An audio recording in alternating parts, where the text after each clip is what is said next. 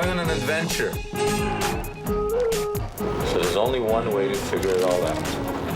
Unzip the archaeology. Make it naked.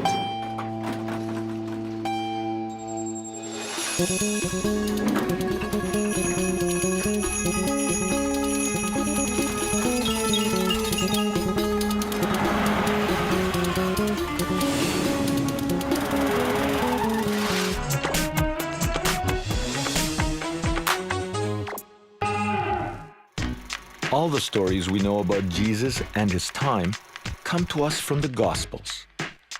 Jesus healing the lepers, the miracle of loaves and fish, his Last Supper, and his miraculous resurrection. But all of these stories come to us from writers with a religious agenda. Is there any evidence outside the Gospels that confirms that Jesus actually existed? Only one. In the writings of a first-century historian named Flavius Josephus. And here's what he wrote. About this time there lived Jesus, a wise man, if one ought to call him a man. He was the Messiah. Surprisingly, this is the only reference of Jesus outside the New Testament. But the question is, can we trust the reference and its author? Josephus is arguably the most important historian to Western civilization. Everything we know about the first-century Jewish war with Rome, the archaeology of Second Temple Jerusalem, and the world in which Jesus lived and taught depends entirely on the prolific writings of Josephus. And yet, he's also reputed to be a liar and a braggart, a traitor to his own people who would say or do anything to stay alive. Begging the question, what, if anything, that Josephus wrote can we now trust as history? Can archaeology help us answer that question? I'm traveling to Israel to get a closer look at the places Josephus wrote about. But first, I need to know more about the man. First off, a chat with archaeologist Gabi Barkai to find out this. Who was the real Josephus? He was born somewhere here, in the place where we sit right now, in the upper city of Jerusalem. This was the area of the Jerusalemite aristocracy. He was born here, he was from a priestly family. He, as a youth, worked in the temple of Jerusalem as a priest. Later on, he was among those who planned the defense of Jerusalem against the Romans. He was a revolutionary. Yes, yes. Josephus was from a priestly family. At the age of 29, he was appointed commander of Galilee by the Jewish revolutionary government. But he was a reluctant fighter. He believed opposition to Rome was national suicide. When the Romans unleashed the full strength of their military, he found himself surrounded just outside what is modern-day Yodefat. I traveled to the Galilee to get a sense of the place where Josephus and his revolutionary army were holed up. Imagine this. Josephus is hiding out in a cave like this one with a group of religious zealots who are determined to resist the Romans to the bitter end. Josephus knows that resistance is useless, but he needs to find a way to stay alive. So he convinces his comrades to kill themselves. Josephus? Oh, Babu. Okay, come. So suddenly, Josephus was left with the last of the defenders. They hid out in caves. The Romans were everywhere. They had a choice, surrender to the Romans or kill themselves. So Josephus gave this brilliant speech to convince the other rebels that if they were going to commit suicide, they should do it by lottery. 10 people were chosen by lot to kill everybody. And the plan was that the final defenders would cast lots again, and the last man left would fall on his own sword. Josephus must have been a pretty good poker player because, as it turns out, the last lot was cast and it fell to him. And guess what? He didn't kill himself. He surrendered. But in order to survive the cave, Josephus would have had to be a mathematical genius, or at least a really good chess player. And as one of the only survivors of the cave suicides, Josephus was also the only person to document the event, raising suspicions of the accuracy of his story. I discussed this with Annette Yoshiko-Reed, who specializes in all things Josephus. You know, was that divine intervention or was he very good at cards? How did he manage to be the last guy? I don't know. It's not clear from the account. The account leaves open, first of all, that he was just buying time. I mean, it is possible that he came up with the idea because as people would actually kill themselves, he'd have more chance of persuading them, which is what he was trying to do in the first place. It's one way to win an election. Exactly, just to narrow the vote. There's a rather compelling speech that he makes there. So maybe he was trying to buy himself time. That's one possibility. The other possibility, which he says, is that he does seem to think that the hand of God is somehow involved in him being saved from the cave and from the war in general. So it is arguable that he did think of himself as having some divine role. And then the other possibility is he just did some math. When Josephus was captured by the Roman general Vespasian, he played his best hand at poker ever. He told Vespasian that he had had a vision and predicted that Vespasian would become the next emperor of Rome. Not immune to flattery, Vespasian took Josephus under his wing, sparing his life. Sure enough, Vespasian did become the next emperor and then commissioned Josephus to write a history of the Jewish revolt.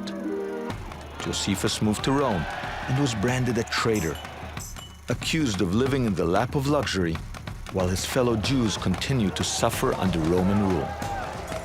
But why would a Roman emperor let a Jewish rebel write the history of the Roman victory over Judea?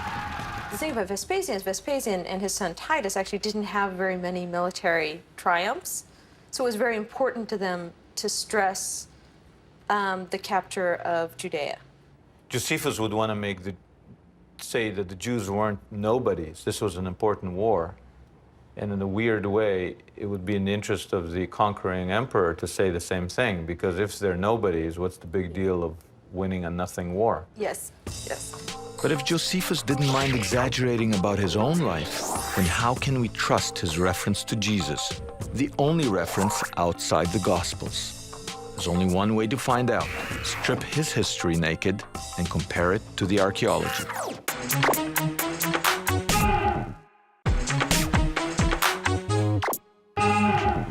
The first-century historian Flavius Josephus wrote in great detail about Jerusalem during Jesus' time. But because so much of what he wrote about himself appears to be exaggerated, can we trust him?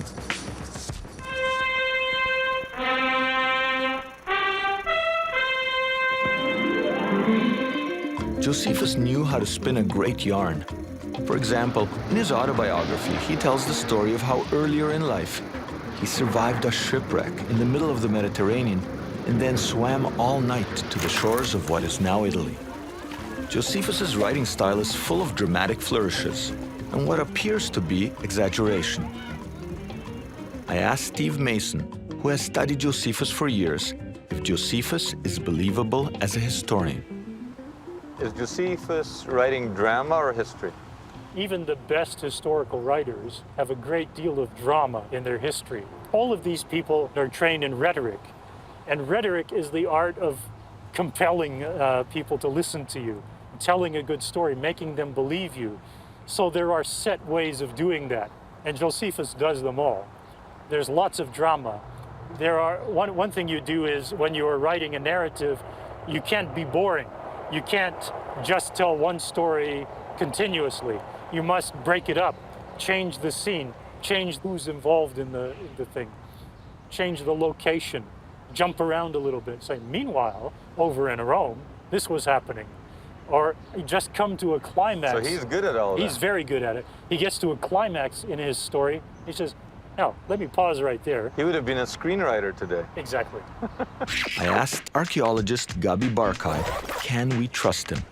Should he be vilified as a liar or praised as a historian? So Josephus, is he a disgusting traitor, a brilliant historian, self-promoter? We should thank him. We should thank him because as an archaeologist, I can tell you that digging in Jerusalem, digging in Caesarea, in Caesarea Philippi, in Herodium, in Masada, and various other spots, they come out very much fitting the picture. The archaeology fits Archaeology fits perfectly the descriptions of Josephus. Josephus is a reliable source, but any historical source should be taken by scholars critically. In fact, when you review Josephus's writings critically, you can't help but notice the accuracy of his broader strokes. His writings have been used to uncover major archaeological sites, such as the one at Caesarea, a harbor that Josephus describes and archaeologists have confirmed as built in 21 BC at the whim of Herod the Great. Now a popular site for rock concerts, Caesarea was an entirely man-made port. Josephus's descriptions have also helped archaeologists reconstruct Jerusalem as it was before the Romans destroyed it. I met up with Professor Isaiah Gaffney, who took me on a walking tour of a miniature version of ancient Jerusalem. It's not what I expected. Yes, this is a model of Jerusalem in the Second Temple period. This looks accurate. It is. How did they figure out all of this? Well, we have the well-known Jewish historian Josephus, who describes Jerusalem with great detail. And the details here are based on Josephus. Physically is accurate? Yes. In other words, we've done a lot of excavation in Jerusalem. And by and large, almost everything that Josephus describes physically, we can find, we can locate here. And it's built to scale, 1 to 50. The topography is exact as well. In other words, the higher spots, lower spots. Here you have the northern part of the city with the wall, southern part of the city, the Temple Mount, and the western gates of Jerusalem. And so the model really makes sense, and it all does come together. Whether Josephus knew it or not, his writings have fueled more than a few myths throughout the centuries. One myth in particular ended up being one of the greatest archaeological finds of the end of the 20th century. A fortress in the desert called Masada. But did he get it right?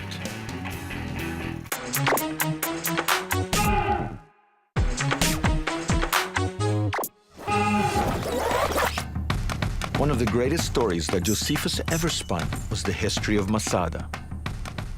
Once thought to be nothing but a myth or a figment of his imagination, Masada now stands as arguably one of the greatest archaeological finds of all time. But how much of what Josephus wrote can be verified by the archaeology? I traveled to Masada to find out. From Josephus's writings, we know that Masada was a fortress where Jewish rebels led by Eliezer ben Yair held off the 10th Legion of the Roman army for almost 6 years. According to Josephus, when the Romans finally breached Masada's gates, they discovered that the rebels were dead. They had committed mass suicide. This sounds remarkably similar to Josephus's account of Yodefat, where rebels chose death over surrender. And just like Yodefat, where Josephus made a speech convincing his followers to use lots to determine the order of death, Commander Ben Yair made a similar speech urging the same thing. Ben Yair, however, went through with the suicide. Archaeologist Guy Stiebel and his colleagues have found many artifacts that seem to confirm the Josephus story. They found skeletons, and they even think they found the lots that the rebels drew to determine the order of death. In the Josephus story, he says that the defenders of Masada voted, they cast lots. Each one went to his own family, embraced them, killed them. Here you excavate, there's a skeleton of a man, a skeleton of a woman, a skeleton of a child. It seems to fit. And now we have to stop and we go back into science. I mean, it's very tempting to take the narration of Josephus, I mean, his account, and say, okay, this is what we have here. It is very tempting. However, when we look at the hard evidence, evidence seems to be less convincing in a way. And now there are scholars that explain this discovery of 3 skeletons here by the work of the hyenas that brought skeletons. So they say Herod's palace became a hyena den, and the hyenas dragged in a way. I mean, one of the chambers. But this is, again, this is They interpretation. drag bodies, and therefore we think they're the defenders, but really, Yes. all we've discovered. This is one of the explanation, but stating that this is for sure the remains of rebels, Last defenders. the last defenders that commit suicide, we can't. The fact that Masada was under siege by the Romans, as described by Josephus, is now no longer disputed. Within the fortress walls, archaeologists have discovered hundreds of the ancient world's version of cannonballs. Josephus also described the Roman camp, and archaeologists have found that too. So Josephus seems to be totally credible. But as Gabi Barkay tells me, some of what Josephus wrote was an outright lie. Josephus writes that Masada was all of it built of white marble. Not even one piece of white marble was found in Masada. More than that, in the early Roman period, there was no marble in use at all in Palestine. Why does he say so? Probably he looked at Masada from down below. A possible other reason would be that he wrote in Rome. And in Rome, no building is regarded glorious if it is not built of marble. So he said it was all marble. He wrote it for his readers in Rome. If he's messing with the facts, why do you think why do you rely on him? Altogether, he is reliable. He is reliable. He is reliable. Archaeologically speaking, whatever he tells us proved to be correct. The only other archaeology that seems to confirm Josephus' story are the pottery shards discovered at Masada that appear to be the lots used in the Suicide Pact. But as Steve Mason explains, this also can't be considered hard evidence towards proving Josephus' entire narrative. The lots are very compelling. By the lots, I guess you mean all of these pieces of broken pottery shards. And in a few cases, you have names written on these shards. Some scholars say it matches almost perfectly. Here you have these names. What else would they be? But the possibilities for why you have these names on shards are, almost endless. It could be if you're living up there, there are any number of reasons why you might have people's names on shards to mark out. Might say, this is my little area. Where my bed is. This is where my family is. Don't touch my condo. Yeah, or here's an IOU. Here's my share of the food. Something like that. We just have really no idea. It's a nice theory, but it doesn't prove anything. Whether or not Josephus' story at Masada was partially invented or completely true, without him, we would know nothing about Masada.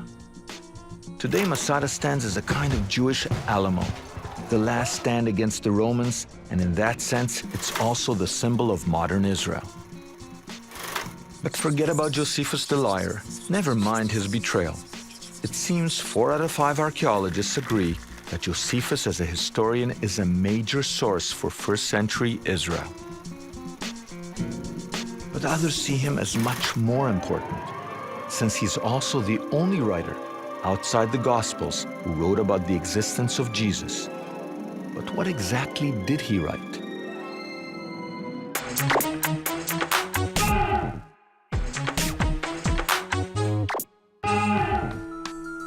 As we look at the history of the first century, we find no surviving records, whether Roman or Jewish, that support the accounts of the Christian Bible or the existence of Jesus, except for one, the writings of Josephus.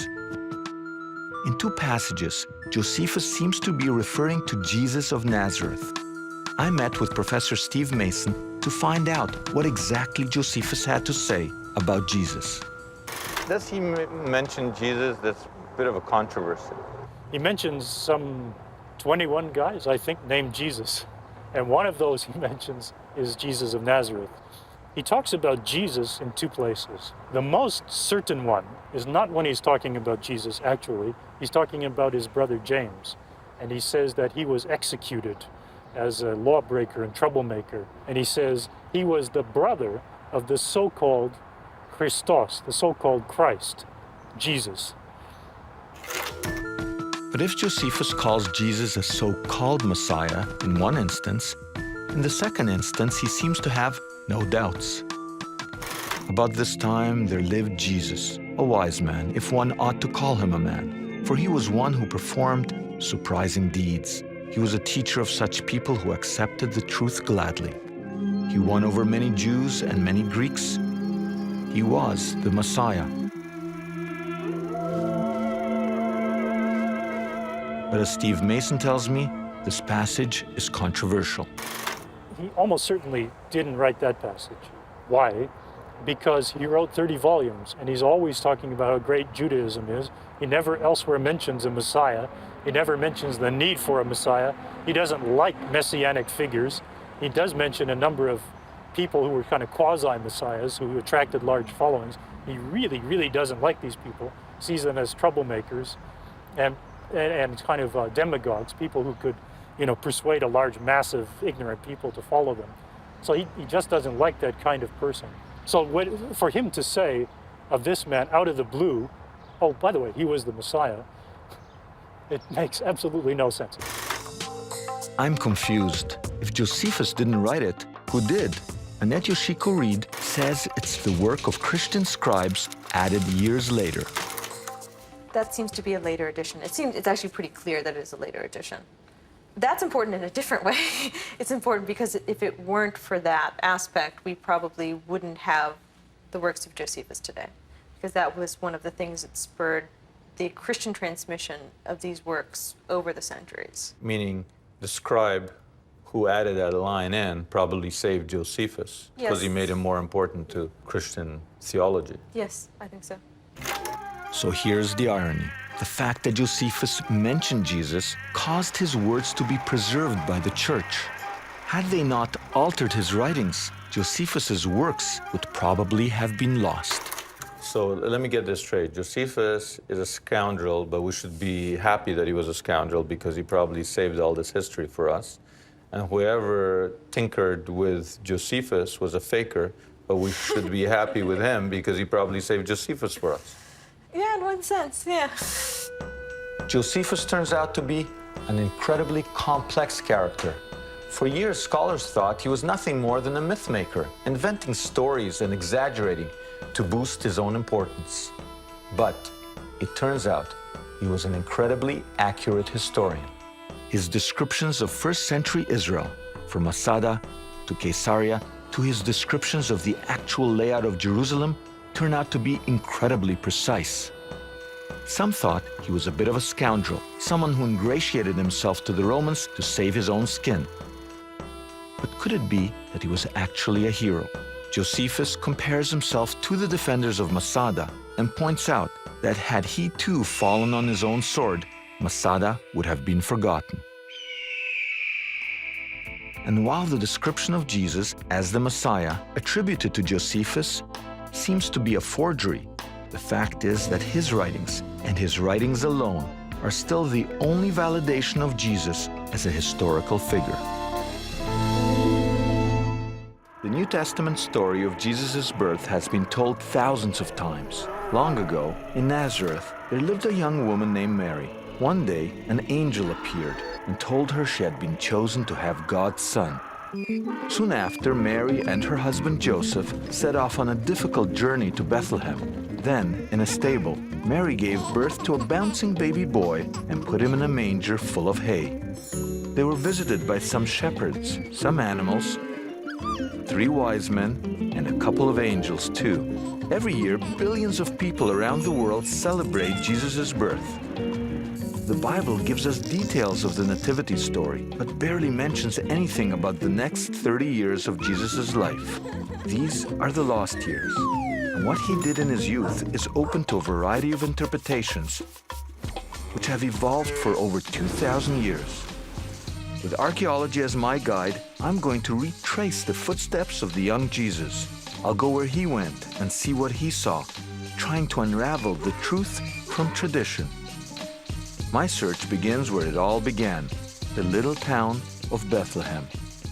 This is the traditional place of the birth of Jesus. This is where the manger is supposed to be. And this is where the Magi are supposed to have come. The star led them to this very place according to Christian lore. This is the traditional Bethlehem. But is it the Bethlehem of archaeology? This is exciting. This is the Church of Nativity. We're talking about a 1600-year-old church. Now, we could stay in line here, or we could say we're television. We don't have to stay in line. This church, believed to be built on top of the manger where Jesus was born, is one of the oldest in Christendom. From Crusader kings to kindergarten classes, millions of people have been coming here for the better part of 2 millennia. You really got to grab what you can over here because the faithful are stampeding. Right now, tourism is down. Imagine what it was like when tourism was out.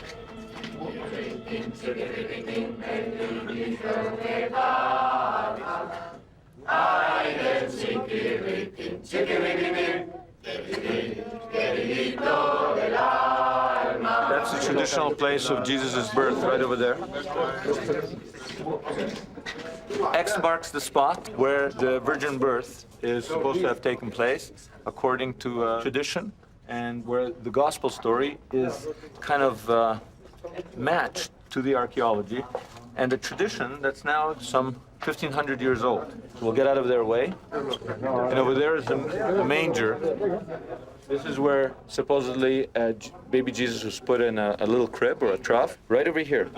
Now you notice that there is archaeology here. You could see the stone, the original stone. Traditionally, it's interpreted as being some kind of barn, but you see it's not a barn. It makes sense that this would have been somebody's home. It looks like a basement, really. It's a big grotto. 1,500 years of Christian tradition points to this location as the birthplace of Jesus. It's here that archaeology meets with the biblical account. The story continues with Jesus and his family moving to Nazareth. So I think a trip to his old hometown is in order. Maybe a walk around his old neighborhood will reveal something about Jesus' early life. The Nazareth Historical Village is a living museum situated on the ruins of a first-century farm in present-day Nazareth. Here, a team of biblical scholars and archaeologists are working together to recreate a village that resembles in every way what archaeology tells us about where Jesus grew up. Shalom, peace upon you all. Here, I meet up with Steve and Claire Fawn, New Testament scholars and experts on first-century life.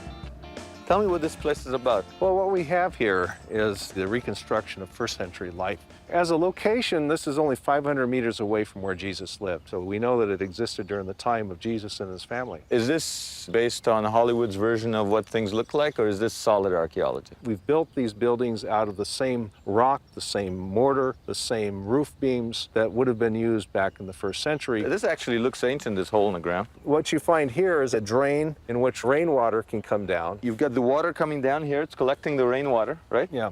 And it's pouring down there. This is a settling pool, so all the dirt can settle to the bottom before it goes up and into the hole down into the cistern inside the wall there. Take us in. As you would in a normal house, you'd be coming into a courtyard like this. This is really normal neat. house. You guys are good. The story here is rebuilding first century life. If you want to understand the Bible or the period, you have to be like a detective going back to the scene. Some of the major archaeologists have come through here, and they have really said, now I finally feel like I'm inside a first century town. It comes alive. Instead of looking at some rocks on the floor, you're sitting here, you could just see that second level. Right. Sweetie, come down for dinner. You know, I could just... That's it. It's amazing. I can still hear them arguing after all these years. It's definitely a Jewish home. Yeah. Steve shows me a replica of the type of house Jesus grew up in, the carpenter shop where he would have helped his father, and the synagogue where he would have prayed. From this recreated village, we can actually envision the early home life of Jesus. He probably lived like any other boy in first-century Galilee.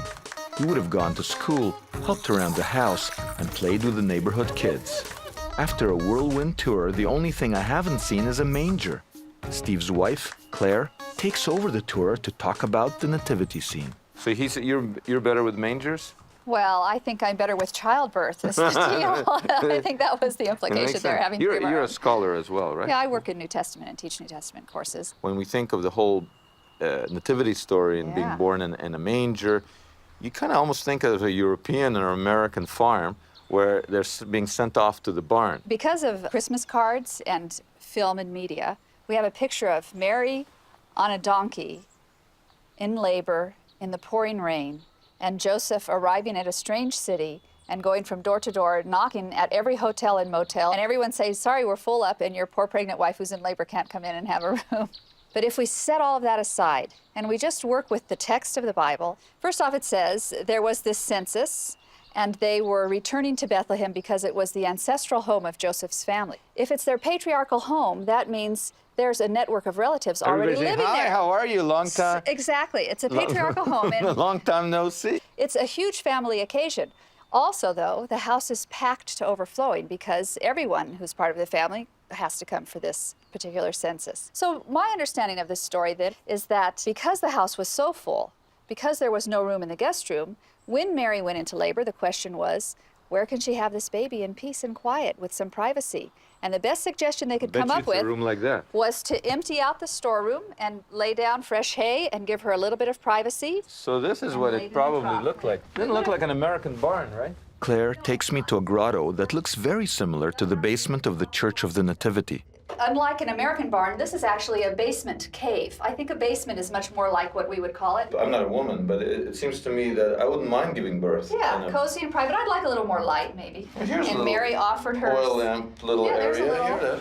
first century type oil So lamp. that Mary, you know. Yeah, they would have lit it with oil lamps. I like your manger. It's a nice. Thank you. It's a nice manger. That's one of those things. Claire dispels some commonly held notions of the nativity scene, and it's a good reminder of how a traditional story told over the ages evolves into something very different from the original. So with all that straightened out, I'm heading off to meet with an archaeologist who says the story of the nativity may be right, but the location is all wrong.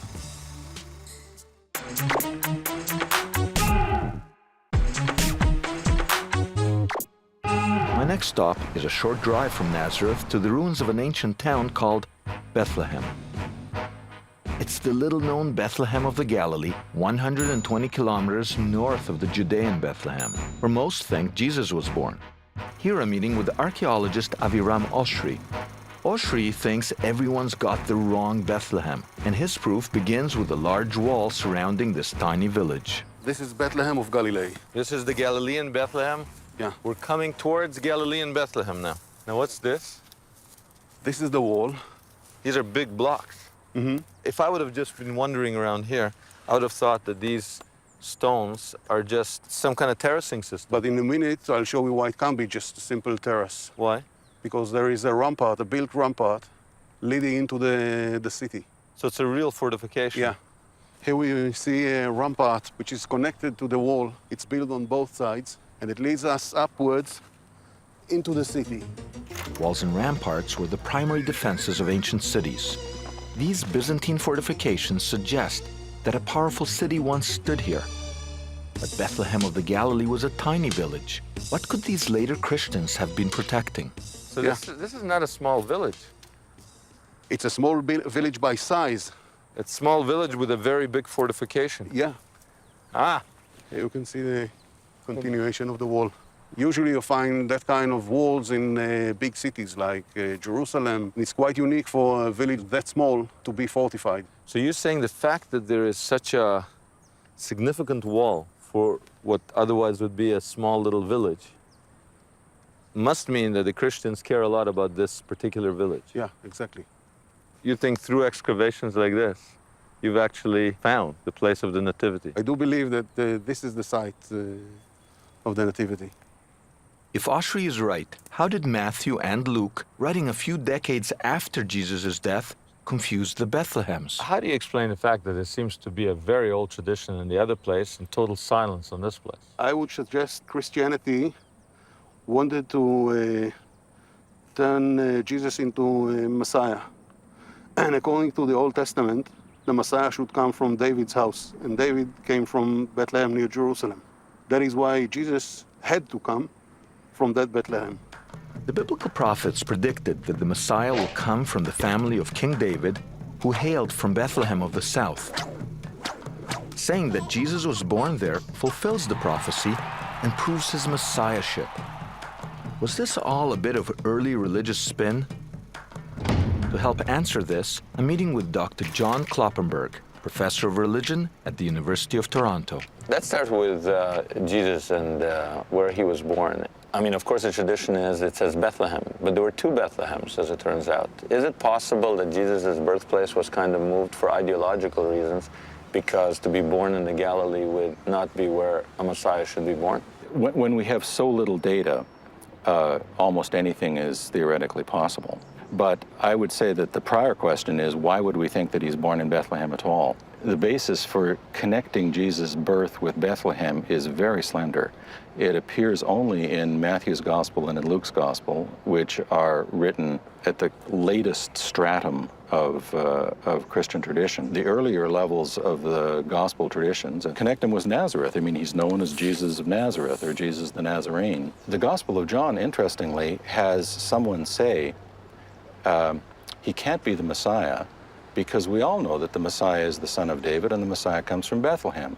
The implication being that everybody knows that Jesus doesn't come from Bethlehem. And both Matthew and Luke, when they talk about Bethlehem as the birthplace of Jesus, they're interested in connecting Jesus with David. And Bethlehem is David's town. So you're saying it could be that he was given a birthplace in the right town after the fact?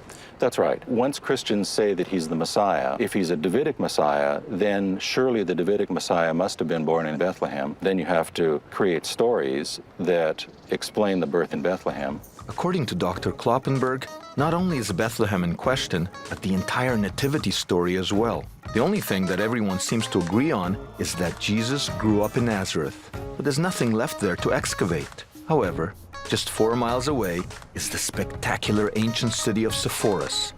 Here, I hope to find some clues about the lost years of Jesus.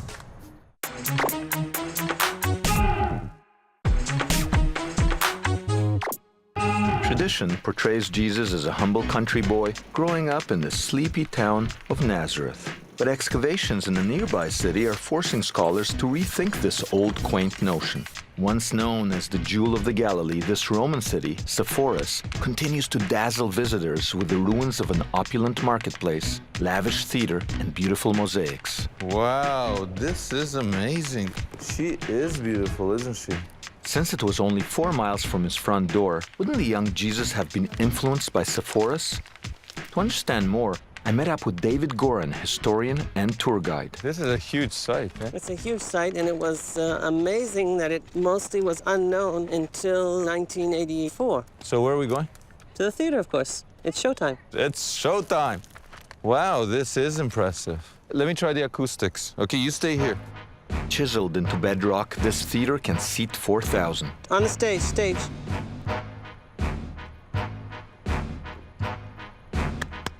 Can you hear me? I can hear you, fine. The acoustics are pretty good. This is the hallmark of Hellenistic culture, theater, acting. Jesus lived very closely here. How far is Nazareth from here? Around 4 miles. 4 miles. There's no way that a carpenter's son could have lived 4 miles from here and not come into touch with this place, right? There's no way that if you lived in the Galilee, you wouldn't meet Roman culture. One piece of compelling evidence that Jesus visited Sepphoris isn't supplied by archaeology, but by the Bible itself. Scholars have wondered where Jesus picked up the word hypocrite, a Greek word meaning actor, and a word that Jesus used 24 times in the Gospels. There's a good chance that Jesus learned this word from plays performed in Greek here at Sepphoris. Now look at the Gospels. Jesus is born in Bethlehem. He grows up in Nazareth, and Sepphoris is never, ever mentioned. This was the center of Roman culture. And I bet you Jesus didn't have very many good things to say about Roman culture. So when the new religion, Christianity, was being sold to the Romans, suddenly every reference to Sepphoris is edited out. Was this the work of ancient editors, or was Sepphoris just not important enough to make it into the good book? I asked Dr. Kloppenberg for his opinion. Why do you think Sepphoris, such a big city right in Jesus' backyard, is not mentioned? You would sort of expect an important city to be mentioned, and the fact that it's not is a bit of a puzzle. Perhaps even more puzzling that Sepphoris is so close to Nazareth, and I would suppose that it would have been a place that Jesus visited, and perhaps a place that both Jesus and his father worked in. That's where all the work was. Yes, exactly. So why do you think it's not mentioned? I don't have any answer for why it's not mentioned. It may not have been mentioned because it was a pro-Roman site. It's conceivable that I suppose that Jesus made anti-Roman statements and those have been edited out. But we don't really have any strong evidence of that. So explaining silences is always a very difficult thing for historians.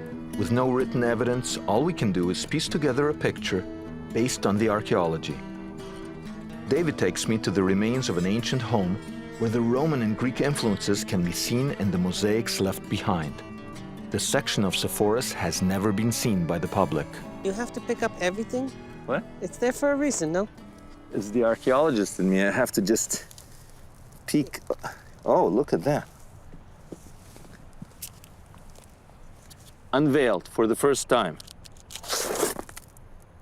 Quite beautiful, actually. It looks like they're playing a game. Yeah. They're playing dice, gambling. Mm-hmm. This place, religiously speaking, it's a den of sin. They're playing dice, games of chance. They got two guys dancing there. He's drinking and getting drunk. Jesus wouldn't have wanted to eat here. He wouldn't have trusted that the food is kosher enough, and these pictures would have offended him. This city of wealth and earthly delights provides a stark contrast to the farming village of Nazareth. Sepphoris, with its pagan culture and decadent lifestyle, represents many of the things that Jesus would later preach against. It seems obvious to me that Jesus was influenced by the city. I'm heading back to Bethlehem of the Galilee, where Professor Oshry claims he has one final clue for his alternative nativity location.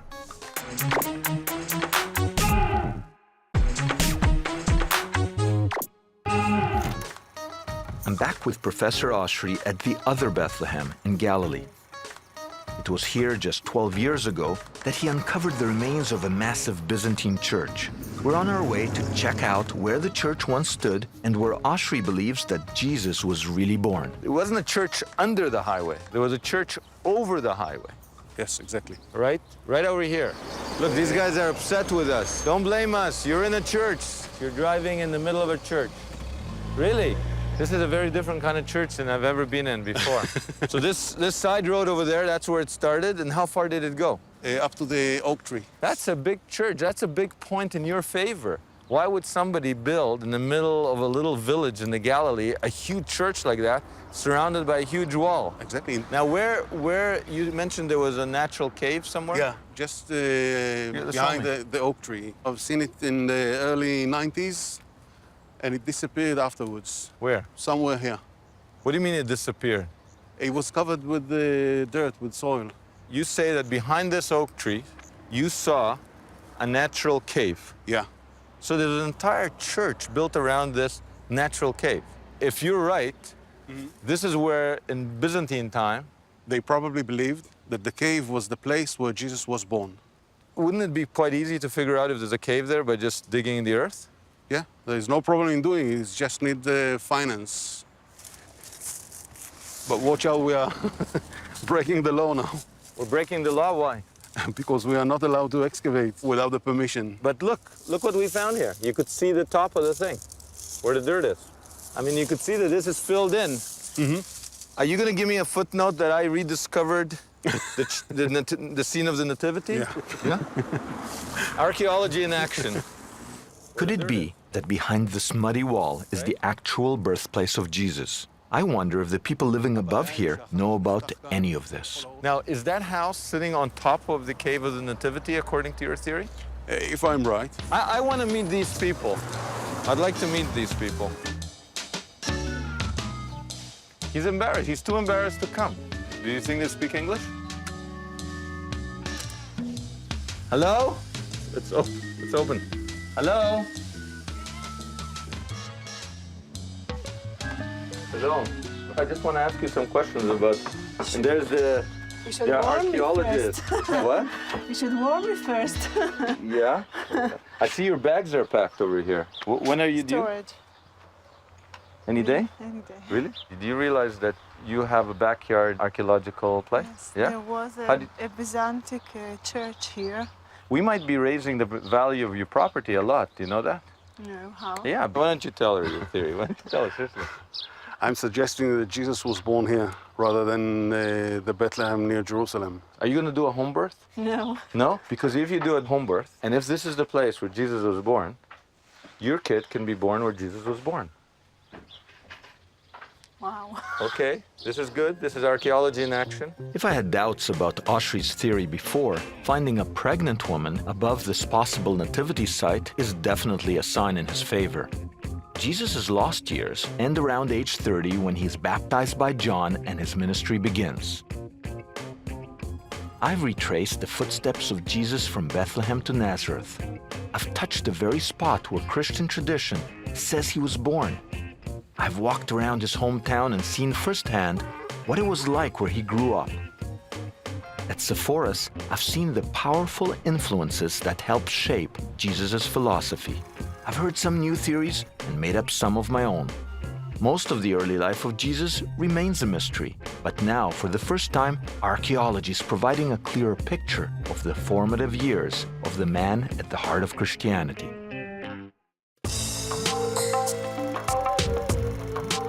Here's a story, one of the most famous ever told. Here, 2,000 years ago, in Jerusalem's old city streets, Jesus carried his cross. That executioner's tool, the cross, became Christianity's most potent symbol. But it wasn't just Jesus who met death this way. The Romans executed tens of thousands on the cross. Today, it's one of the world's most famous images, but that image is unclear. Here's the question. How does someone die on the cross? What physically happens? How do nails in the hand lead to death on a cross? We're about to travel the world seeking answers. New York. For different people's arm lengths, we have different holes along the cross so that each one would line up, because if you're nailing a person, you're nailing their hand straight out. London.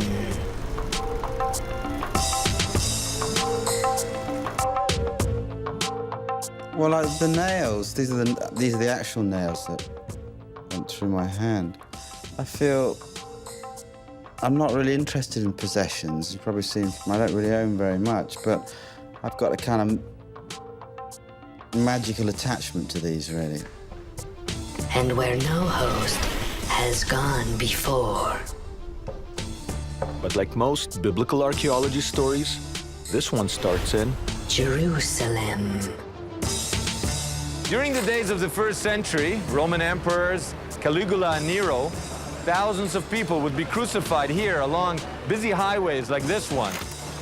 The Romans crucified slaves, traitors, and rebels. To make an example of them, deterrence. In the place where the so-called crime took place, usually the crime was resistance to the Roman Empire.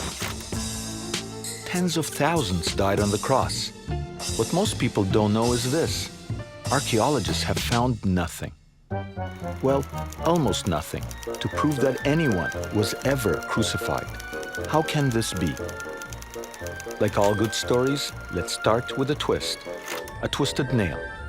This is the only physical evidence in the world proving crucifixion happened. What you see here is the heel bone, the foot of this crucified man, with the iron nail going through it, piercing it. But this isn't real. It was shown to me by Dudi Mevorach, a curator at the Israel Museum. When bones are found in excavations in Israel, after a short investigation, we rebury them. And the same is true for this bone of the crucified man from Jerusalem. So what I'm holding here and what we are exhibiting at the museum is actually a copy, a perfect copy of that.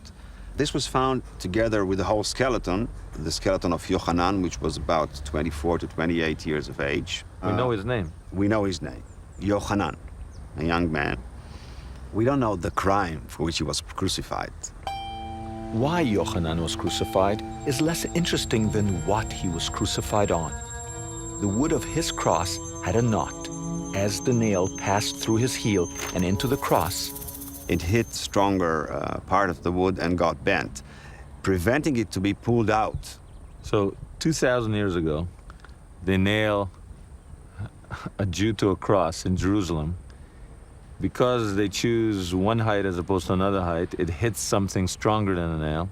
At that moment, the nail bends and starts a whole chain of events that allow us to find the only crucified bone ever. You know, the archaeology is all about tragedy and chance. Persians, Assyrians, Celts, and Germans practiced crucifixion. Many scholars say the Carthaginians pounded the first nail. The Romans didn't invent crucifixion. They merely perfected it. A twist of fate, a twisted nail. It gives us the only physical evidence in the world of a crucified man. But tens of thousands died on the cross. Why is there no evidence? Where are the other iron nails and splintered heels? You know, they used to crucify thousands of people along the roads here. And if they crucified so many people, how come there's no archaeological evidence? How come there's no archaeological evidence except one person? I don't know how. You have to know how. But why is there no evidence? I don't know why. But does that mean it didn't happen? Maybe it's happened. Maybe. So it doesn't mean, just because they don't have any archaeological evidence, doesn't mean anything. I don't know. Everybody here is into archaeology. Where is the evidence? Well, we can't answer that until we learn how crucifixion worked. It turns out the best place in the world to get answers is a small town in New York. There, in a tidy family garage, next to the lawnmower and sprinkler, a father puts his son on the cross.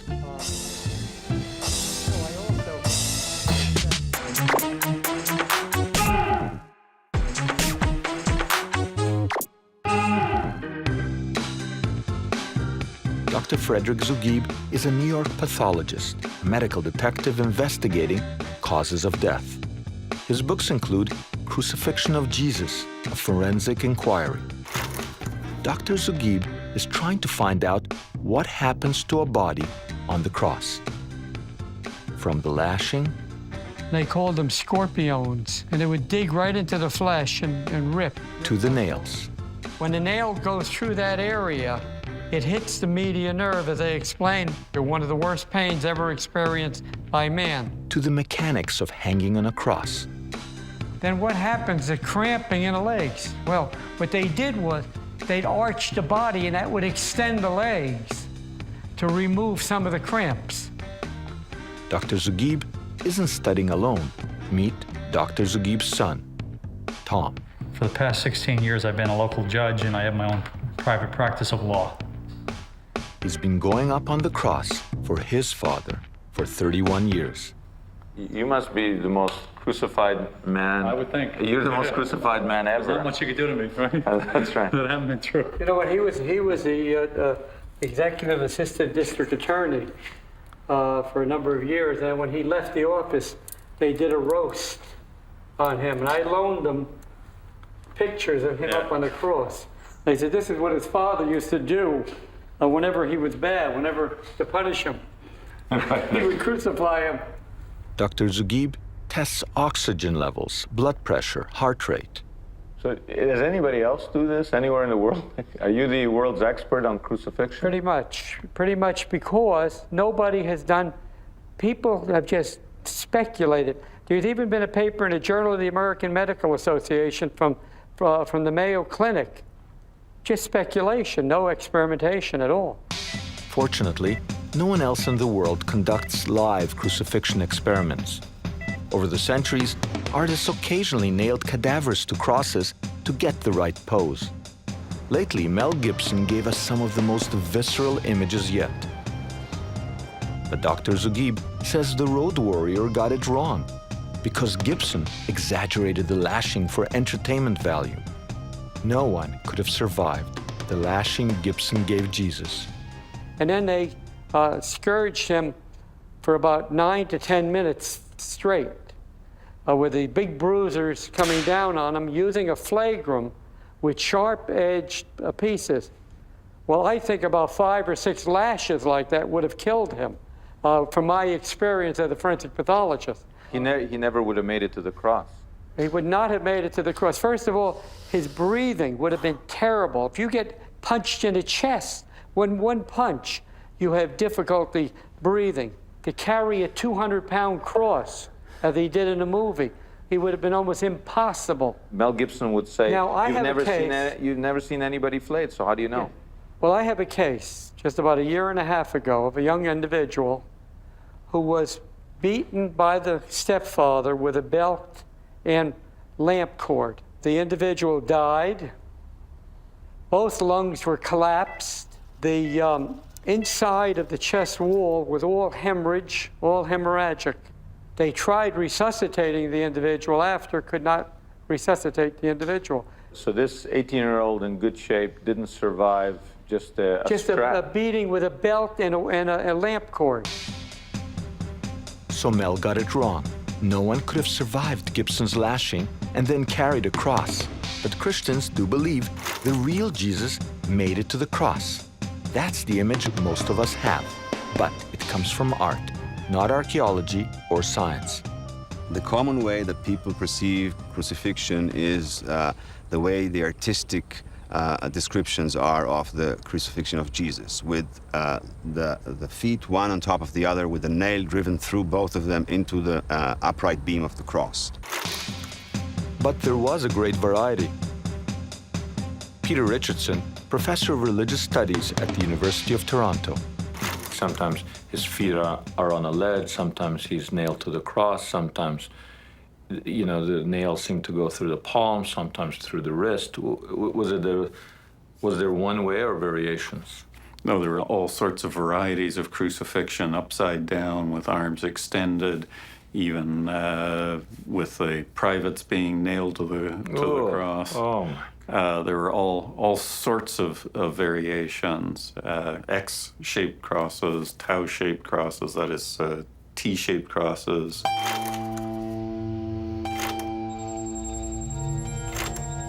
No matter what type of cross was used, most of us think of the nails when we think of crucifixion. We're about to meet someone who can tell not the history, but the actual feeling.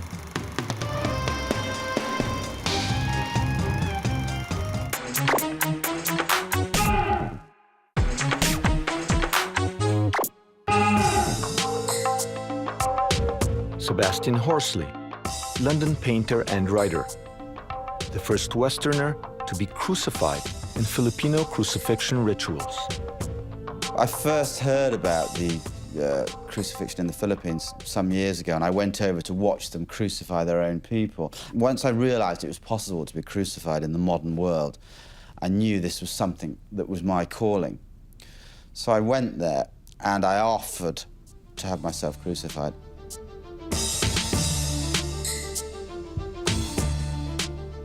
Every Easter, a few villages in the Philippines reenact Jesus' passion. Some go so far as to drive nails through their hands.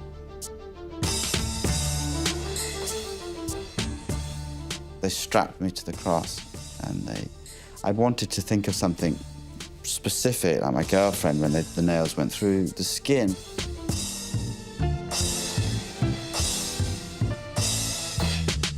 Excruciating, from the Latin excruciatus, meaning out of the cross. And as the nails went through, I started to black out, and they started to raise the cross, and I was in and out of consciousness, and my eyes filled up with water. Well, the pain was much worse than I thought. It was, how can I describe it? It was just like a really severe, but also quite dull ache as it broke through the skin. But I think one of the reasons that it was worse than I thought, it was just the idea of what I was doing to myself. It's not really like anything in the modern world, is it? You can't really prepare for something like that. It's hard to understand why, today, anyone would want to be crucified. But why did the Romans choose crucifixion? Hanging was easier. Feeding to wild animals, more dramatic. The sword was faster. But the cross was special to the Romans. Why did crucifixion so absolutely satisfy Roman needs for nearly 800 years? Part of the answer is is the power of humiliation. Humiliation and shame. It's a death in shame. The Romans typically not only scourged the person who was to be executed ahead of time, but then often left the body on the cross so that it would simply disintegrate on the cross. There would be very little left. Jackals would pick at it from the bottom and carrion birds from the top. Humiliation with purpose, deterrence. Crucifixion was a public warning. The Romans wanted everyone to see what happened if you messed with them. So we're back to our first question. If so many thousands died on the cross, and the whole point was that as many people as possible witnessed the punishment, why is there so little evidence of crucifixion? Well, it turns out that there's more evidence than I first suspected. If archaeology is all about tragedy and chance, then chance was on my side. I was in Tel Aviv interviewing Dr. Arensberg, an expert in ancient forensics. The interview wasn't even about crucifixion. It was about leprosy. And then, from a pile of boxes on the floor, the good doctor pulled out a surprise. Do you yes. recognize the crucifixion? Is this the original? This is the original. Yes, sir. This is the original. I've seen the fake one at the Israel Museum. Yeah. This is it. This is the original. Oh my goodness. Yeah. And you can, this is the only example in the world of a that has crucified been preserved till man. Now. And this is a very, very important fact that proves that crucifixion existed. You see? It's incredible. Yeah, this is fantastic. And how they turned. Yeah. Well, that's why they probably couldn't get it out after the debate. It hit something hard and... Can I? But take care. No. This is a truly important archaeological... This is the only example of a crucified man. And this is the original. I've seen the plaster cast many times. I didn't even know that the original existed somewhere. But the professor has it right here in a box. It's this is really incredible. very, this is... Yeah. This is really history. very important. I would say that's amazing. So we know thousands of people were crucified, and yet there seems to be no archaeological evidence except one. The first answer to that is this is what we found. We don't know about the rest. We know that there are many forms of crucifixion, both from literary sources, but also from what we were able to reconstruct, even from that one bone itself. So if people, for instance, were crucified with ropes, we won't find anything. Because the ropes will decay with time, and we will have no evidence. The wood will also decay with time. When would an executioner choose a rope instead of a nail? It depended on economics of time. Example, the Romans crucified 6,000 slaves after the Spartacus rebellion, probably using ropes. Nailing would have just taken too much work. The other factor is how long they wanted you to suffer. If you're hung with ropes, you can last for days. Nails, hours. But still, how did a nail in the hand hurry death?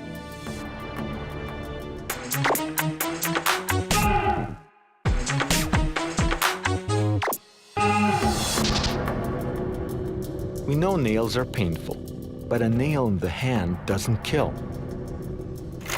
For many years, the leading theory of death on the cross was asphyxiation.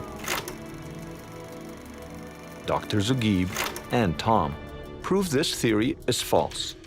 Here's how it works. In classic crucifixion, this is where the arms are. In this position, there's no problem breathing.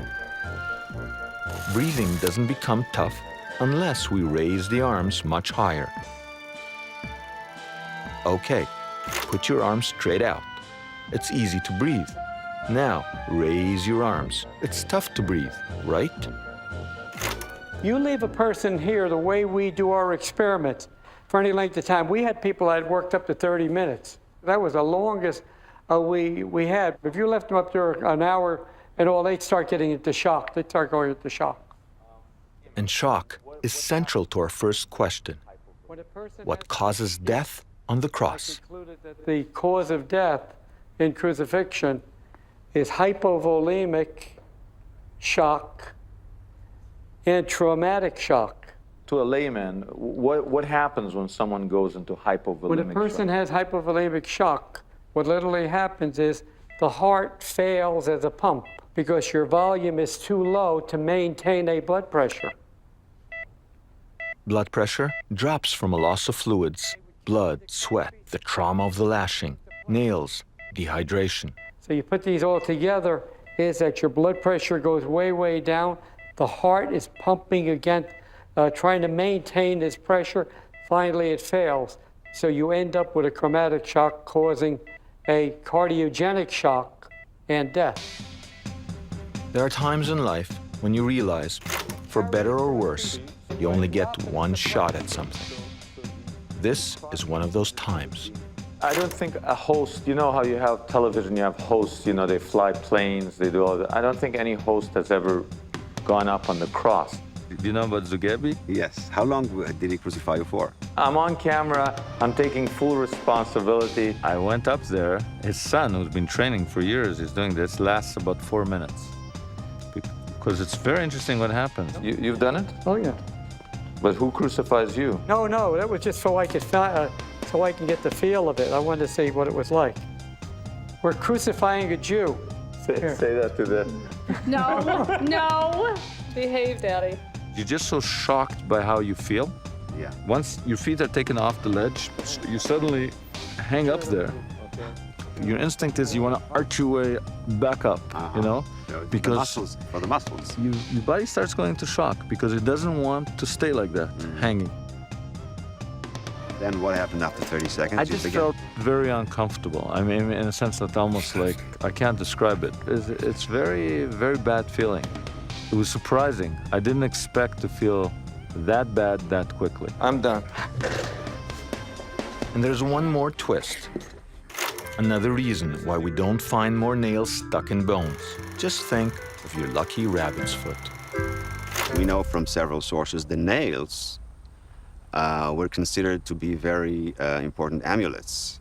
And people might have retrieved those nails for amulet purposes. I find it very hard to believe that Jews would be walking around with nails that were used to crucify their family members and say, this is going to bring me good luck. Actually, we know that from the Talmud. So we know that both Jews and Gentiles use that as amulets. And so this would be a reason for us not finding them. It would not explain why we don't find skeletons with pierced heel bones. You did find one. Yeah, so you know, it's always that in archaeology that when we find one thing, we say, why don't we find more? The fact is that we found one. And the question is, what do we do with the information that we can retrieve from that one find? When we find more, we'll know more. And that's the final twist. We find almost no evidence of crucifixion today because the nails were too valuable as magic talismans to leave stuck in the dead. People simply took them from the victim after death for good luck. Real symbols of death prized for their imagined ability to preserve life.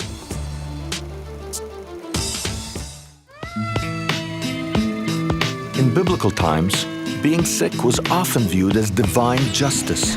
If you suffered from blindness, skin disease, or maybe a bum knee, chances were that you brought it on yourself. Falling ill was no picnic. Not only did the ancients lack basic medical care, but sometimes those with the mark of sickness were banished. And of all the illnesses you could get, nothing was worse than leprosy. According to the Gospels, the only cure for this terrible disease was the hand of Jesus. But many scholars now believe that due to a mistranslation of the Hebrew Bible, Jesus might not have been curing leprosy after all. A stunning new archaeological find may actually hold the answer. With archaeology as my guide, I'm going to take a closer look at ancient medicine and get to the bottom of this leprosy mystery. But first, I want to find out where the ancients went to soothe what ailed them. The Bible says water was a great healer. It outlines the benefits of washing and bathing, and both Jews and Christians used water to purify body and soul. And I've just heard that archaeologists have uncovered a giant ancient pool near Siloam in Jerusalem. Could this be the famous pool mentioned in the Christian Bible where Jesus healed the blind man? A man called Jesus made clay and anointed mine eyes and said, "Go to the pool of Siloam and wash." And I went and washed, and I received sight. I'm going to meet up with archaeologist Gabi Barkay to find out if this is the same pool. We are now in the ancient pool of Siloam, which was discovered just in the last month. So is this one of those magic moments where the Bible and archaeology meet? This is the very pool which is mentioned. There is no other alternative. The dating of the pool is secure. It is first century. You can imagine Jesus standing here curing people. This is the very pool. And the pool is where? So the pool is this large orchard here with the pomegranate trees. Next to the pool here, we see the remains of the stepped edges, which is mentioned in the Gospel of John, chapter 9, as the place where Jesus cured the blind man. And people gathered here in order to find remedy for their troubles. So this must be one of the most important biblical archaeological finds ever, actually connecting Bible with archaeology. Yes. Pretty amazing. So, according to the Gospel of John, it was here at the pool of Siloam that Jesus cured the blind man. And the discovery of the pool gives new life to the story. But what about the stories of Jesus healing lepers? Has anything been found that corroborates these tales? Scholars are skeptical.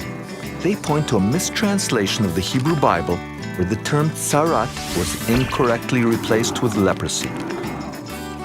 Today, Hansen's disease is the correct name for the ailment that causes body parts to fall off. According to scholars, Hansen's disease didn't exist during Jesus' time. So whatever he was curing, it wasn't leprosy. What was it? Professor John Kloppenberg, first century expert, explains. Tsara and lepra, or lepros in Greek, probably refers to the same physical ailment, which is a kind of psoriasis, perhaps, or a skin blemish. Not really leprosy. In the Hebrew Bible, it's not Hansen's disease, and probably in the New Testament, it's not Hansen's disease either.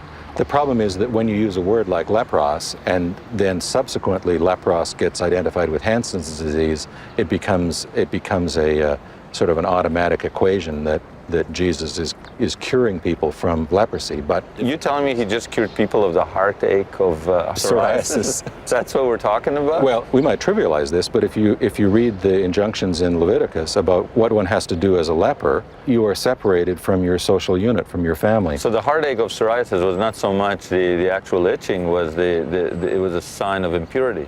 It's a sign of impurity which causes you to be separate from the rest of society.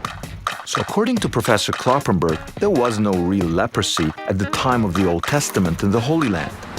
But I'm not convinced that it hadn't arrived by Jesus' time. Before I investigate this, I need to understand disease in biblical times. And it's clear from the Bible that quarantine was often used to isolate sick people, not just lepers. Does this mean that all sick or disabled people were left out in the cold? There's a forensic pathologist in Tel Aviv who's found some ancient bones that tell a very different story.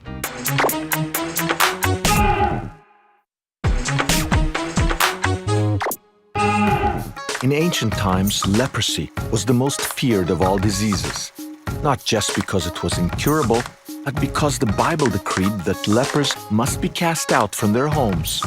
A leper's lot in life was one of solitary suffering. So, does this mean that all sick people were shunned by society? Dr. Baruch Arensberg says no. He's been collecting ancient bones for years. He can read a bone like a book. And the bones in this box have a surprising story to tell. They reveal that the ancients were not heartless, but compassionate. We have here from the Roman period, and you can see these are bones that were found not far from Jerusalem, and you can see that Totally twisted? inside of the vertebra, it is divided by a wall. How old was she when she died? She was around 25, 30 years old when she died. That's significant. In ancient times, people lived shorter lives. Disabled people's lives were shorter still. Finding ancient bones that show severe disability and a relatively long life can only mean one thing. So this, somebody looking at this sees a pile of bones. You look at this and you say, this shows me that the community took care of its disabled. Absolutely. This is the best case.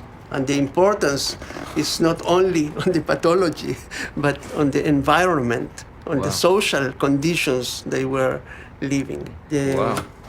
So that means people cared for each other. Yeah. Arensberg's collection shows us that in biblical times, compassion was the first step in any treatment. But compassion alone doesn't mend broken bones. So who did the ancients go to for more sophisticated care? I'm meeting Ofra Rimon, curator of the Hecht Museum in Haifa. She's gathered an astonishing array of medical paraphernalia from the first century that helps us understand what kind of treatment was available to ancients who fell ill. Okay, here we see medical instruments. Wow, how old are these? 2,000 years ago, No way. there was a custom to bury the physician along with all the instruments that he used in his life. You mean like if he screwed up and didn't save the patients, they buried him with his tool? No. Right. Okay, Simcha, let's focus on what we have here in this vitrine. You can see that the instruments are very delicate, very small in size. For instance, the scalpel. Scalpel. And what you have here is just the handle. There was a blade here. Yes, it was made of iron, but iron oxidized, and that's why it was not preserved. Did they use it for operations? Yes. Another medical instrument is the probe, and it was where did used. they probe? They were used for examining cavities in the body. I can imagine 2,000 years ago, patients going, not the probe, doctor. Anything but the probe. Okay. Examining these ancient surgical instruments shows me just how sophisticated first-century medicine was. But what about pain? Opium. Opium, yes. This vessel is more than 3,000 years old, and it was produced in Cyprus. You can see the similarity between it and between the shape of the poppy seed. It's so much alike. Even the color, eh? Even the color, exactly. Now, were they doing that for entertainment reason or for medical reason? It was mainly for medical reason. You can use the opium while you have pains and also by drinking. You know, they operate people. Oh, it's like an anesthetic. Yes. So this is a 3,300-year-old anesthetic, in a sense, or at least a medicine. Yes, exactly. Were lepers using imported opium? I don't think so. I wonder what other medicines were available. Today, there's a lot of attention paid to the healing powers of plants and herbs. But what about the ancients? Dr. Sarah Salon, founder of the Natural Medicine Unit of the Hadassah Hospital in Jerusalem, has been studying how the ancients used these early medicines. So tell me about herbs in the Bible. There are many, many, many plants that are mentioned in the Bible. The prophet Ezekiel says, the fruit shall be for food, the leaf for medicine. So he saw fruit as food, but he saw the primary function of herbs as medicine. Yes, of course. Ezekiel, I mean, that's a heavyweight. They're all heavyweights. There are no lightweights. In the Bible. No. But the local people in this region for thousands of years have used these medicinal plants as folk medicines. Is there any kind of detective work involved? Did you look in the Bible, find out some herb, ate it, and cured leprosy with it? I just want to say that there are many roots to the same truth. We took many of these medicinal plants and we grew our own medicinal plants based on the wild seeds. So you grew biblical plants? Yes, we grew biblical plants. And then we harvested them and then we began to test them. And what do we find so far? Well, we find that they were right. They really do have a very powerful bacterial activity. Do they make a good salad? Some of them do, and some of them taste really awful. Really horrible. Really bad? We're also looking at them for their effect on the immune system. And we find that some of those herbs mentioned in the Bible, like the Artemisia, do have a significant effect on the immune system, a positive boosting effect on the immune system. In terms of the Gospels, Jesus' time, Yeah. is there anything mentioned there? Myrrh, mentioned in the Bible by the three kings bringing gifts of myrrh. Why myrrh? Because of its use in anointing, but also as a medicine. It was more valuable than gold. You have to understand that in the Bible itself, there are very few references to actual disease and a plant. One of the few references is when Hezekiah has boils all over him, and the prophet Nahum gives him figs to eat to cure the boils. Now, people are looking at figs and they find that they are anti-infective and they're also anti-cancer, apparently. Coincidence? I think not. There are no such things as coincidence, especially when we're talking about the Bible. Dr. Salone's research proves the Bible's health tips really do work. But I've heard that another plant was used in ancient times, a plant that's illegal today, but one we've all heard of, and maybe even tried. Cannabis.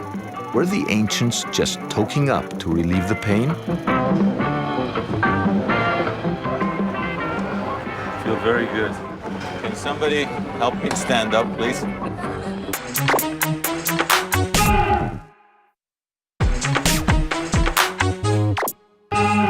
Herbal medicines were used in ancient Egypt as far back as 10,000 BC. Over the centuries, much of this knowledge made its way around the ancient world. The Bible recognizes the therapeutic properties of strong wine and a few herbal concoctions, and that's about it. But some are suggesting that by Jesus' time, the ancients were getting high for medical purposes.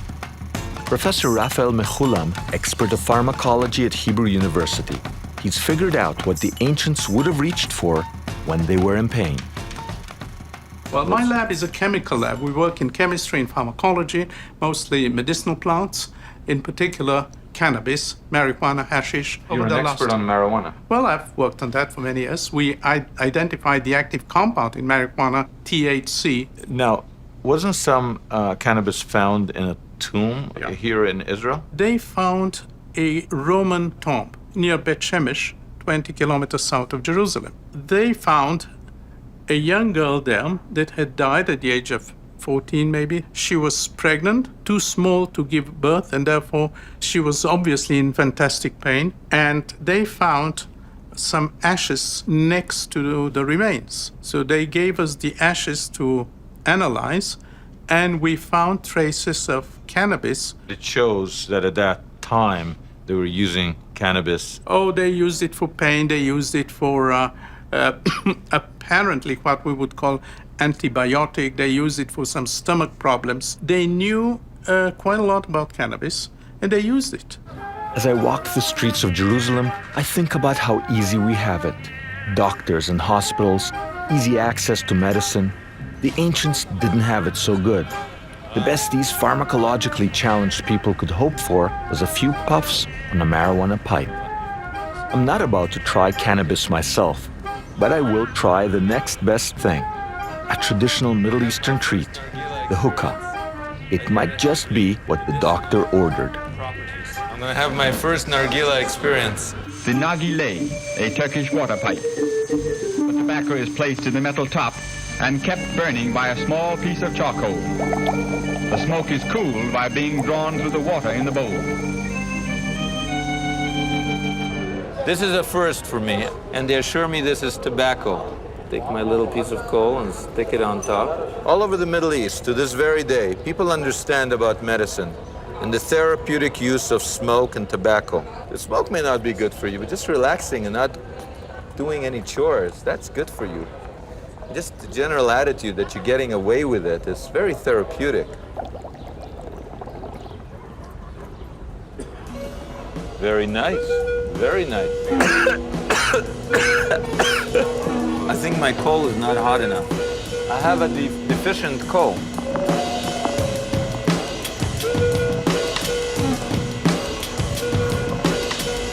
Oh yeah. I can get used to this. This is just sit around, just sit here and relax, right? Relax. Let the wife take care of things, you know? Crazy. What have I been thinking all these years?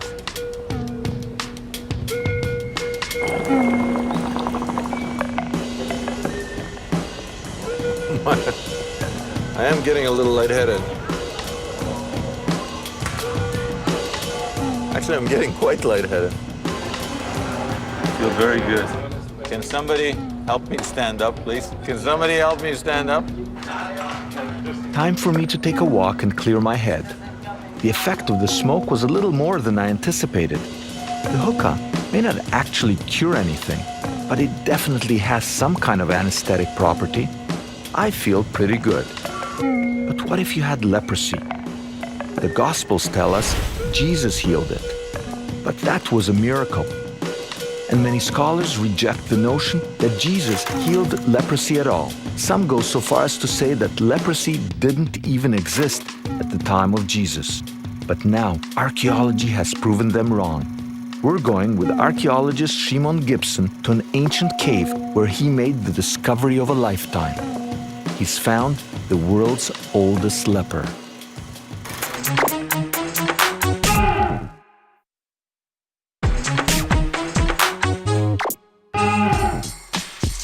The Gospels give 4 examples of Jesus healing leprosy. But was it really leprosy? Many scholars say no. They claim leprosy didn't exist in Jesus' time. This brings me to the Hinnom Valley, where a Jewish burial ground has stood for almost 3,000 years. It's here that Professor Shimon Gibson has single-handedly solved the leprosy mystery. What's the significance of this tomb? Well, here we have the oldest evidence of leprosy in existence. Anywhere?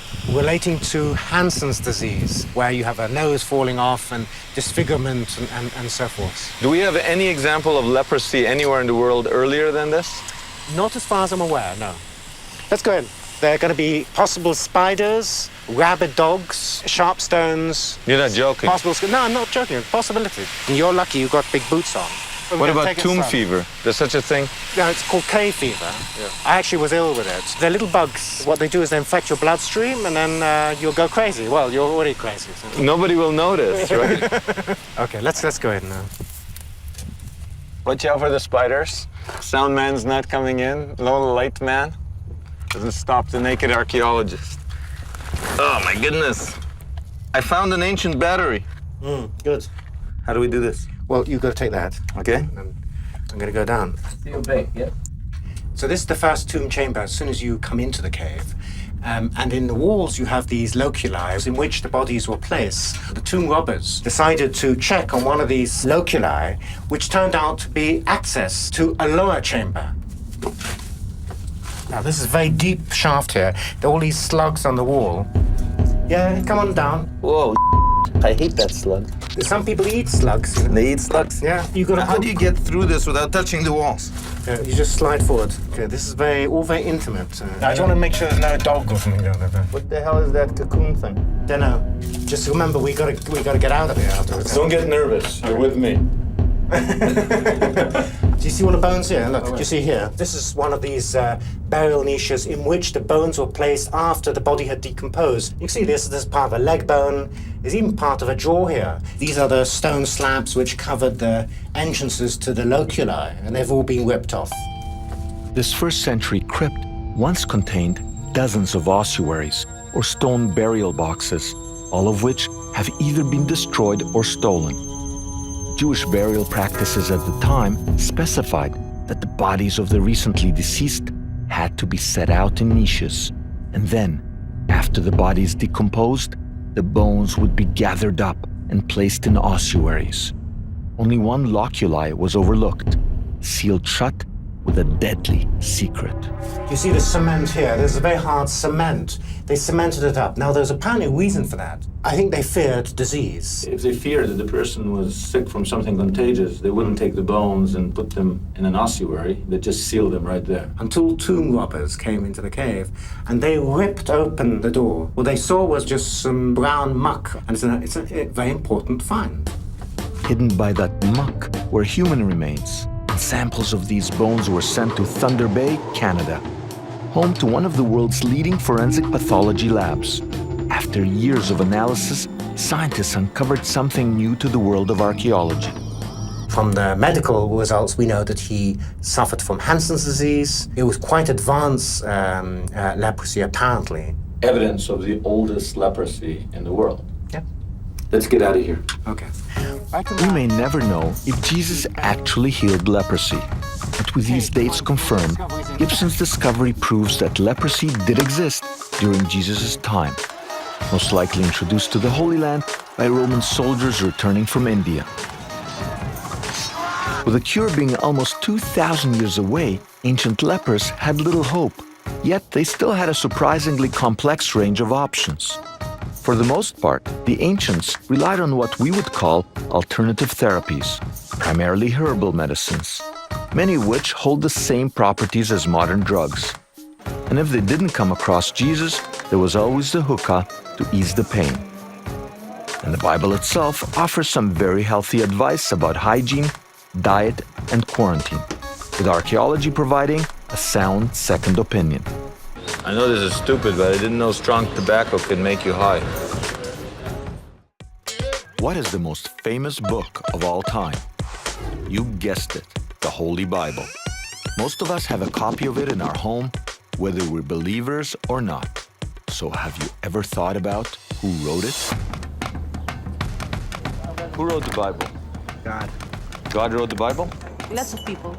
Lots of people? Yeah. Some scholars in the ancient time. This is a tough one. God gave the Torah to Moshe on Mount Sinai.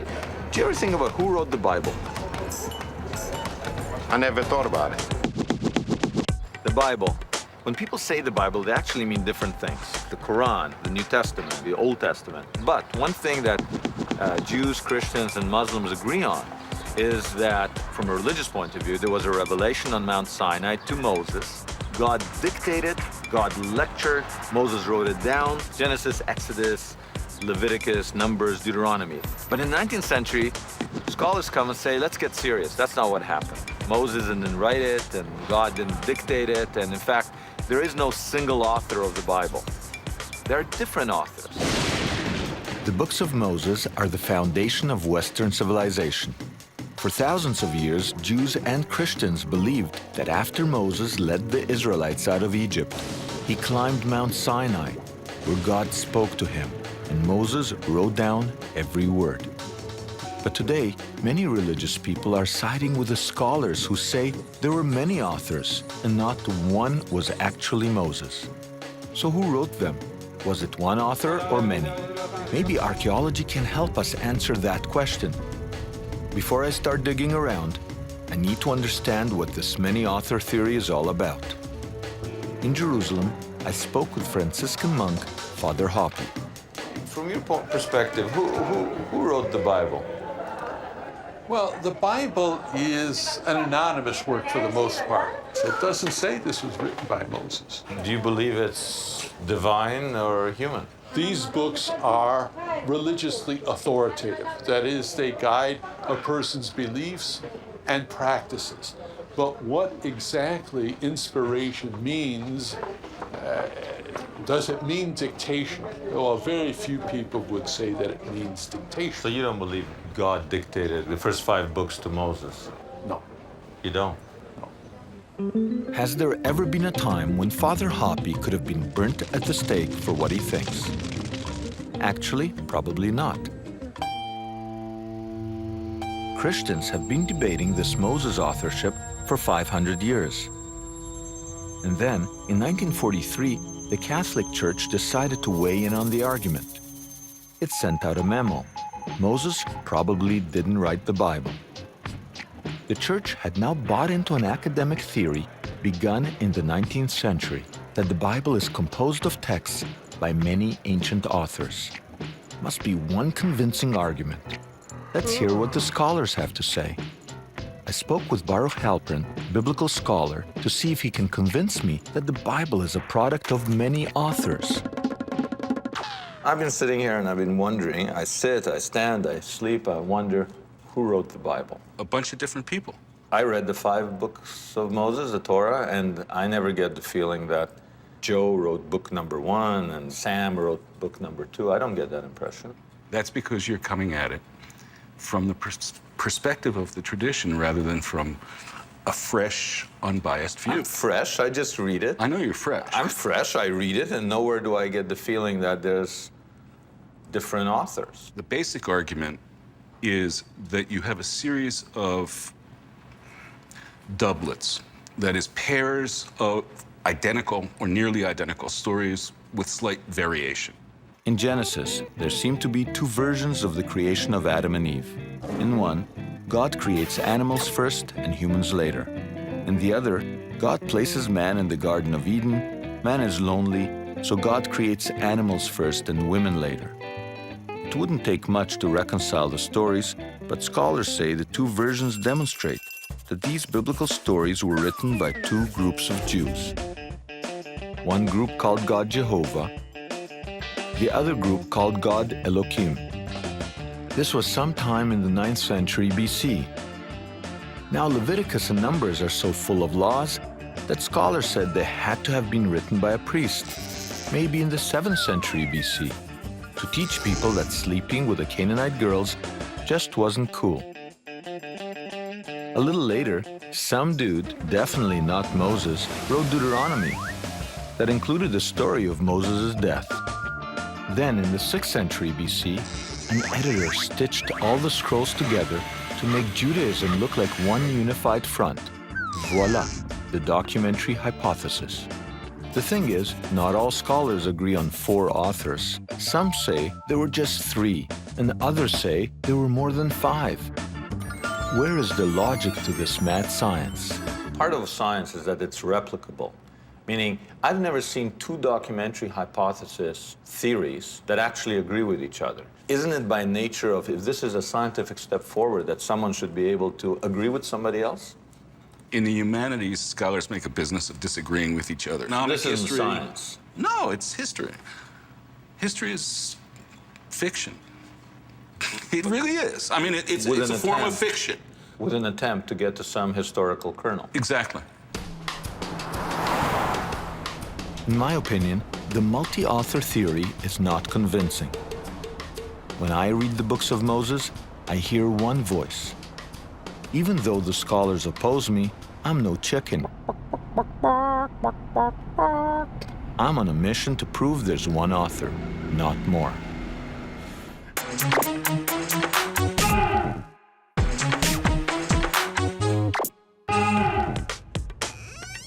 A lot of people think the books of Moses are the product of several authors. I believe those books are written by one author at one point in history, and I'm going to prove it. Now, whether that author is God is a matter of faith, which leads me to Anshe Minsk Synagogue in downtown Toronto, where I spoke with Rabbi Spiro. It was Thursday morning after the traditional reading from the Jewish Bible known as the Torah, a reading which requires at least 10 men to be present. I'm interviewing Rabbi Spiro in Chinatown. This used to be the Jewish area, now it's the Chinese area. But the synagogue goes on, and the rabbi, when he's not here, is out in the street pulling people out of cafes to create a Jewish quorum of 10 men. And when he does that, the Torah is read, and that's exactly what I'm here to talk to the rabbi about, the Torah. That's a subject that's near and dear to your heart, isn't it? Yeah. So who's the author of the document that you read from today? The Torah that we have here originates in what Moses wrote down. As given by God to Moses? As given by God, yeah. How accurate is this, from your point of view, this transmission process? Like if you're reading and suddenly you find a letter missing. We open the ark and we use another Torah scroll to continue the reading. You mean the whole thing grinds to a halt? Yeah, you have to take out another Torah scroll and you use that meanwhile. And that one is taken to the scribe who then corrects it.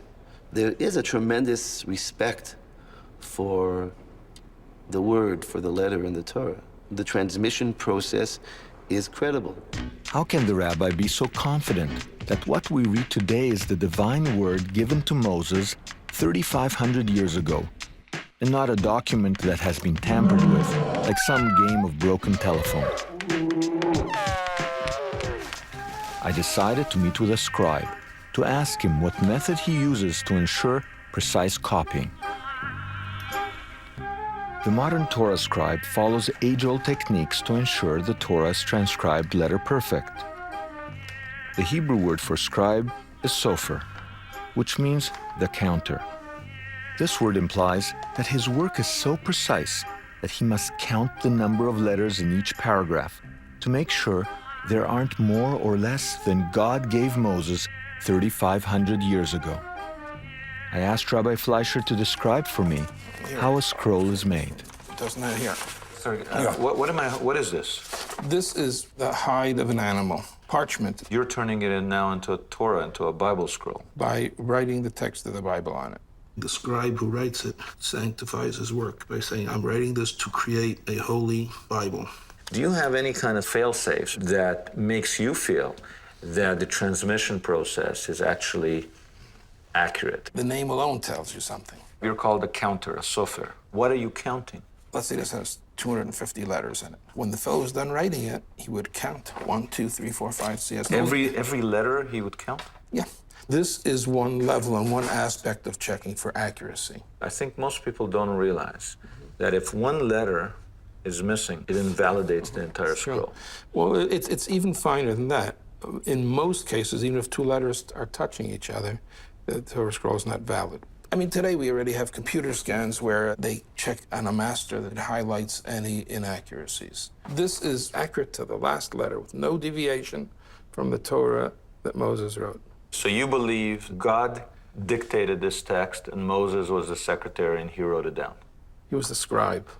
Given the scribe's extreme attention to detail, why would scholars come up with contradictory theories about a variety of unknown authors over time?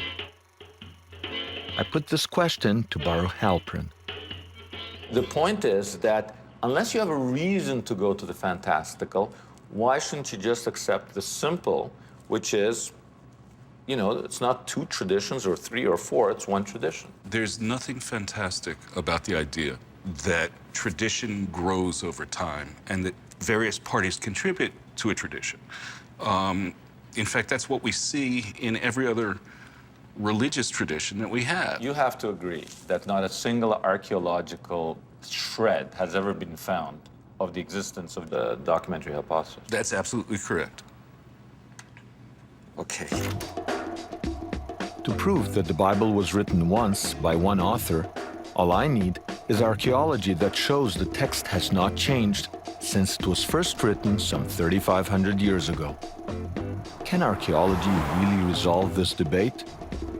Thanks to an accidental discovery of scrolls from 2,000 years ago, found by the shores of the Dead Sea, I think it can. I'm on my way to Qumran, where a boy went for a walk with his sheep one day in 1947 and by accident made the discovery of the millennium. He found hundreds of holy writings from 2,000 years ago, which included a Bible 1,000 years older than any Bible known to modern man. We have almost a letter-perfect version of the Bible from the Dead Sea Scrolls that were found in that very cave.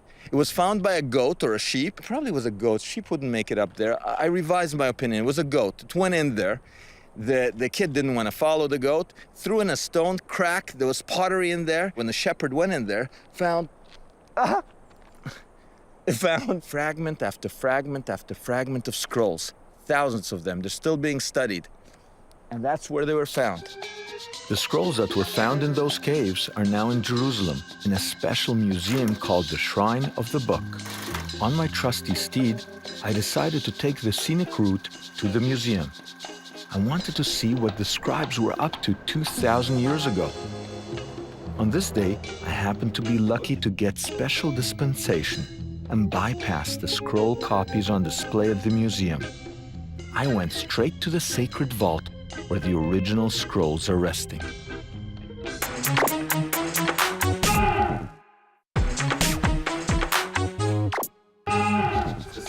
The safe. The vault where the Dead Sea Scrolls rest. There I met Professor Flint and Professor Ulrich. They normally study the scroll fragments using infrared photos in the comfort of their own homes. And then they come here to double-check what they've read. I wanted to know if this 2,000-year-old scroll they're looking at is word for word the same as the Bible we have today. This is the real thing, right? This is the real thing. This is the real thing. If you go to the museum, you don't see the original, you see a copy because this is so fragile.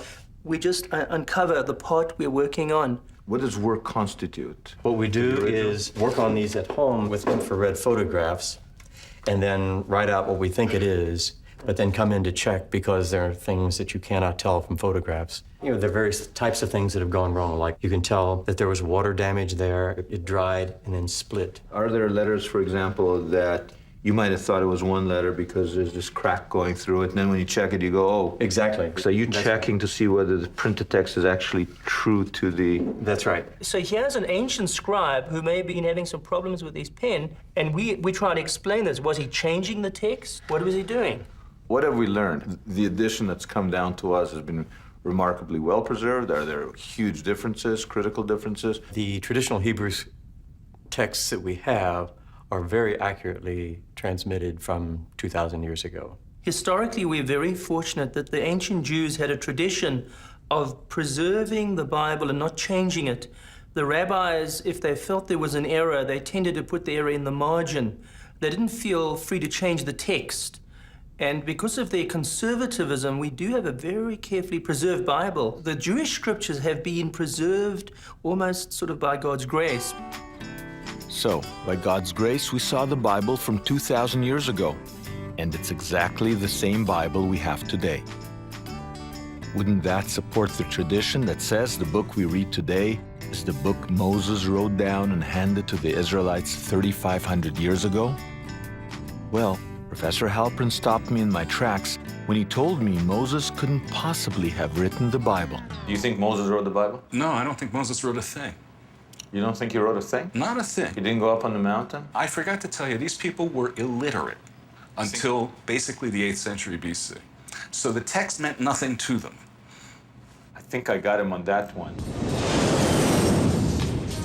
To prove my point, I went to the Sinai Desert.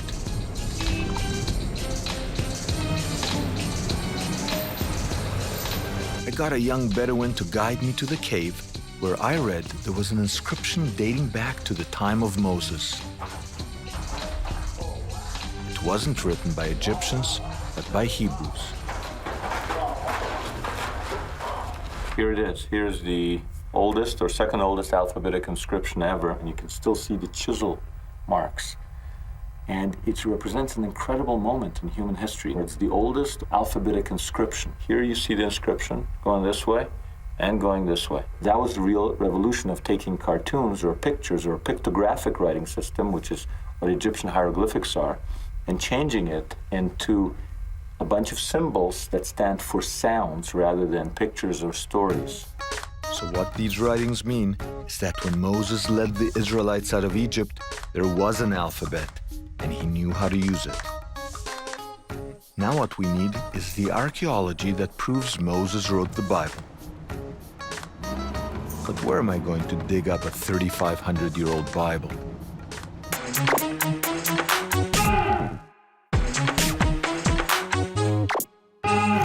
While pursuing my dream to find the original Bible, I inadvertently found evidence that blew the documentary theory out of the water. I met with Professor Gabriel Barkay, the archaeologist who has discovered the oldest biblical inscription ever found. An inscription much older than the Dead Sea Scrolls. He told me the story of how he found it while excavating 30 years ago at this ancient burial site just outside the old city of Jerusalem.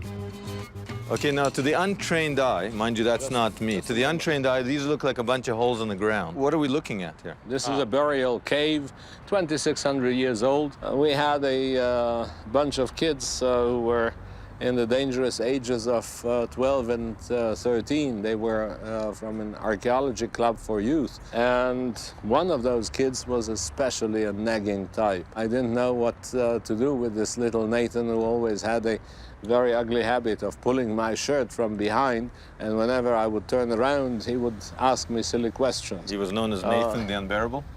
I don't know his surname. When I saw the entrance there to the repository, I looked into it. I saw that there was a rock surface visible. Well, I thought this is also looted, as are the other caves which we previously excavated in the vicinity. I said to myself, this is the place to put little Nathan. You stuck him into the tomb? Yes, I thought that I'm not going to see him for a while. So I put him into this place and told him that he has to prepare it for photography. After about 15 minutes, I feel my shirt being pulled from behind. Nathan. When I turn around, I see this creature, Nathan, with almost complete pottery vessels in his hands. This time I grabbed his shirt, and that was against all instructions. He was not supposed to move anything. He made the discovery of my life, not his, mine. That's right. Okay, let's go in there. I was there already. Want to come in here? No. Is it clean in here? No. It's dirty? It is. What was the discovery? In this tomb where Nathan found the pots, Gabby's crew found, amongst the bones of the ancient people buried here, something that appeared to be a cigarette butt. This apparent trash turned out to be 2 tightly rolled silver scrolls, the greatest discovery of Professor Barkay's life so far. What's this green mold on the wall? Green mold. But it took them several years to realize the real value of the treasure. When it was opened, we found it is Took you 3 years? About after 3 years. It was difficult to unroll it.